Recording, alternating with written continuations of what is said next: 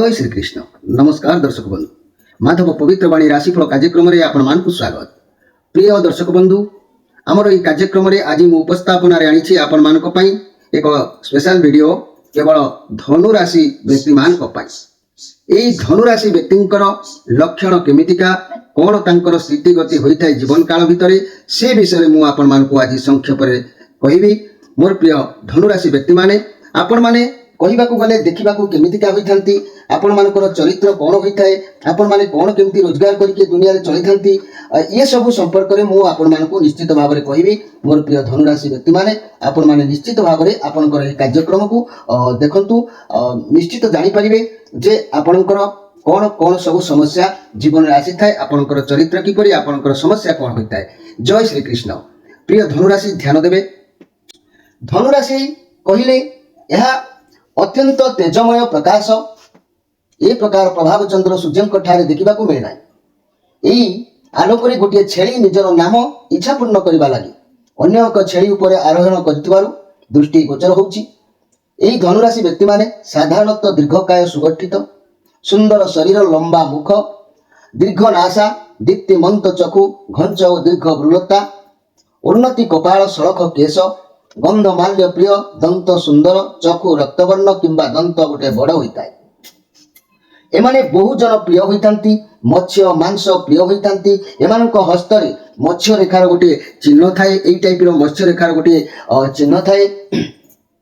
एवं जदि कहबी एमानकर दक्षिण पटरे जाईमंदा थाए, दक्षिण पट मुख हो किंबा हाथ हो एमिति कोनोसी स्थान रे जाईमंदा थाए, एमिति भी हेई पारे।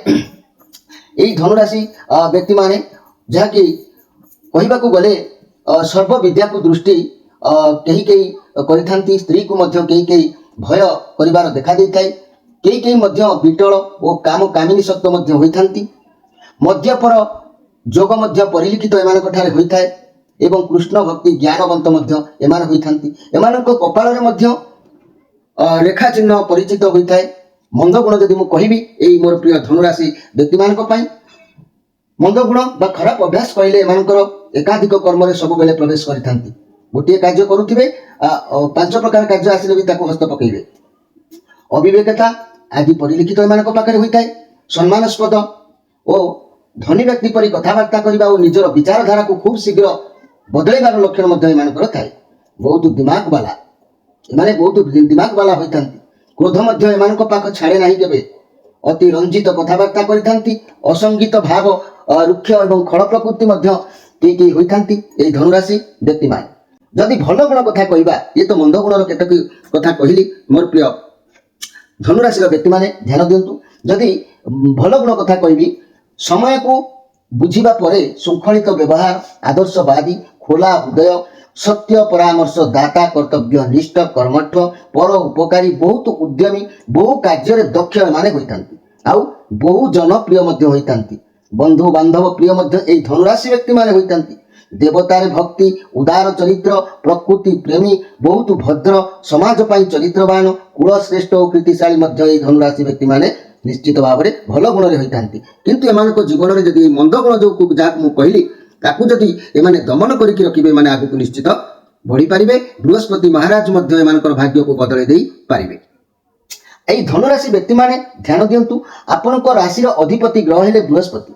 बृहस्पतिंकर अधीनस्थ थिबा देवारीगण नरगण व्यक्ति माने अप्रिय हेउ बरं सदा सत्य वचन व्यक्तिंकर अभ्यासगत होइतिबा हेतु समाज रे बहु लोकंक सहित मनमालिन्य, देश कलह तथा शत्रुता सृष्टि निश्चित भाव में होइताय। एमाने कोउटी भय करंती नाही। जहा कहंती अप्रिय सत्य कथा कहिथांती। एई सत्य वचन पाई निजर किछि शत्रु एमाने सृष्टि करिथांती। तथापि एई समस्त व्यक्तिंकर वचन रे मादकता, माधुर्यता भरी रहिताय।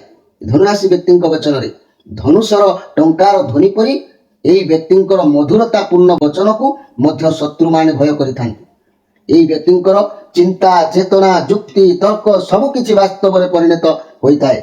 हृदय ग्राही तथा सुमधुर मध्य होइताय। एमाने जन समाज मध्य निजर प्रभुत्व को विस्तार करिबारे सफल होइथांती।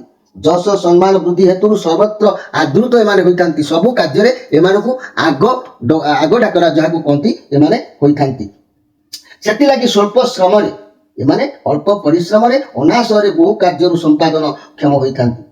ଏ ବ୍ୟକ୍ତିମାନେ ଯଦି 7 ରତି ଓଜନର ଇନ୍ଦ୍ରନୀଳ ମଣିକୁ, ଏହି ଧନୁରାଶିର ବ୍ୟକ୍ତିମାନେ ଯଦି 7 ରତି ଓଜନର ଇନ୍ଦ୍ରନୀଳ ମଣିକୁ ସୁବର୍ଣ୍ଣ ନିର୍ମିତ ମୁଦ୍ରିକାରେ ମଧ୍ୟମା ଆଙ୍ଗୁଠିରେ ଧାରଣ କରିବା ଦ୍ୱାରା ବହୁ ଉନ୍ନତି ଏମାନଙ୍କର ହୋଇଥାଏ। ଏମାନେ ଯଦି ମୁଦ୍ରିକାକୁ ସୁବର୍ଣ୍ଣ ଖଚିତ ମୁଦ୍ରିକାରେ ଏମାନେ ଯଦି ମଧ୍ୟମ ଆଙ୍ଗୁଠିରେ ଧାରଣ କରନ୍ତି, ନିଶ୍ଚିତ ଭାବରେ ଏମାନଙ୍କ ଜୀବନରେ ବହୁତ ଉନ୍ନତି ହୋଇଥାଏ। ମନେ ରଖନ୍ତୁ ମୋର ପ୍ରିୟ ଧନୁରାଶି ବ୍ୟକ୍ତିମାନେ, ଆପଣଙ୍କ ଜୀବନର ଶୁଭ ଅଶୁଭ ସ୍ଥିତି କଥା ମୁଁ କହିଲେ, ରୋଜଗାର କରିବାରେ ଯୋଗ ଭଲ ସୁନ୍ଦର ସୁଯୋଗ ରହିଥାଏ। ବିଦେଶ ଭ୍ରମଣ ଆପଣଙ୍କ ଭାଗ୍ୟର ନିଶ୍ଚୟ ଉଦୟ ହୋଇଥାଏ। 18 ବର୍ଷ ଠାରୁ 27 ବର୍ଷ ମଧ୍ୟରେ ଆପଣମାନଙ୍କର ବିବାହ ଯୋଗ ଉପସ୍ଥିତ ହୋଇଥାଏ। ସ୍ତ୍ରୀଙ୍କ ସହିତ ସଦାସର୍ବଦା କଳିତ କରାଳ ଦେବା ଯୋଗୁଁ ପାରିବାରିକ ଦୁଃଖ ଭିତରେ ରହି ମନସ୍ତାପ ବେଳେବେଳେ କରିବାକୁ ପଡ଼ିଥାଏ। ବିଦେଶ ଭ୍ରମଣ କରିବାର ସୁଯୋଗ ଜୀବନରେ ବହୁତ ଥର ଆସିଥାଏ ଏବଂ ଏଥିରେ ଅଯଥା ଅପବ୍ୟୟ ହେବା ମଧ୍ୟ ଯୋଗ ଥାଏ। କିନ୍ତୁ ମନେ ରଖନ୍ତୁ, ଆପଣ ପ୍ରତ୍ୟେକ କାର୍ଯ୍ୟ କ୍ଷେତ୍ରରେ ଟିକିଏ ସାବଧାନତା ଅବଲମ୍ବନ ନ କଲେ ମୋର ପ୍ରିୟ ଧନୁରାଶି ବ୍ୟକ୍ତିମାନେ ଅନେକ ଅପ୍ରୀତିକର ପରିସ୍ଥିତି ସୃଷ୍ଟି ହୋଇଥାଏ। କିନ୍ତୁ ଆପଣ ଏପରି ଚତୁରତା ସହିତ କାର୍ଯ୍ୟ କରିବେ ଯେଉଁଥିରେ କି କେହି ତାର ସତ୍ତା, କେହି ତାର ପତା ବି ମଧ୍ୟ ପାଇପାରନ୍ତି ନାହିଁ। ମୋର ପ୍ରିୟ ଧନୁରାଶି ବ୍ୟକ୍ତିମାନେ ଧ୍ୟାନ ଦିଅନ୍ତୁ।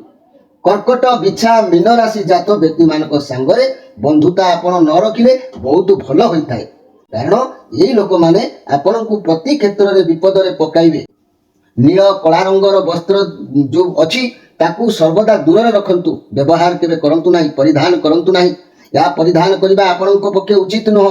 ଆପଣ ଯେକୌଣସି ଜାତିରେ ଜନ୍ମ ଗ୍ରହଣ କରନ୍ତୁ ନା କାହିଁକି, ଆପଣଙ୍କ ହୃଦୟରେ ସଦା ସର୍ବଦା ଧର୍ମ ଜାଗ୍ରତ ରହିବ। ଆପଣ ଏହି ଧର୍ମ ଆପଣଙ୍କ ହୃଦୟରେ ସଦା ସର୍ବଦା ଜାଗ୍ରତ ରହିବ। କାର୍ଯ୍ୟରେ ମନୋନିବେଶ କଲେ ଏହି ଧର୍ମ କାର୍ଯ୍ୟରେ ନିଜର